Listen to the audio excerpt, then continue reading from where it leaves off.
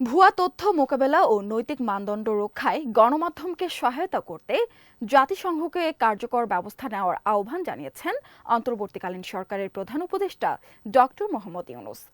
বুধবার রাষ্ট্রীয় অতিথি ভবন যমুনায় ইউনেস্কোর বাংলাদেশ প্রধান সুসান ভাইজ এবং সংস্থাটির freedom of expression and journalist safety বিভাগের senior project officer Mehdi Ben Shelah প্রধান উপদেষ্টার সঙ্গে সৌজন্য সাক্ষাৎ করতে গেলে তিনি এ আহ্বান জানান। ইউনেস্কো ও ইউএনডিপির যৌথভাবে তৈরি বাংলাদেশের গণমাধ্যমের প্রেক্ষাপট মূল্যায়ন, মুক্ত, স্বাধীন ও বহুমাত্রিক গণমাধ্যমের ওপর গুরুত্ব শীর্ষক প্রতিবেদন প্রকাশের আগ মুহূর্তে এ সাক্ষাৎ হয়। প্রধান উপদেষ্টা বলেন, আমরা এই প্রতিবেদনটির অপেক্ষায় আছি। আমাদের মূল সমস্যা ভুয়া তথ্য, গুজব, ফেক নিউজ। এর কিছু ছড়াচ্ছে দেশের বাইরে থাকা মানুষ, কিছু ছড়াচ্ছে দেশীয় লোকজন। এটি এক প্রকার অবিরাম বোমাবর্ষণ। ডক্টর ইউনূস জানান, শুধু ডিজিটাল প্ল্যাটফর্ম নয়, নিয়মিত প্রচার মাধ্যম থেকেও অনেক ভুয়া তথ্য ছড়ায়।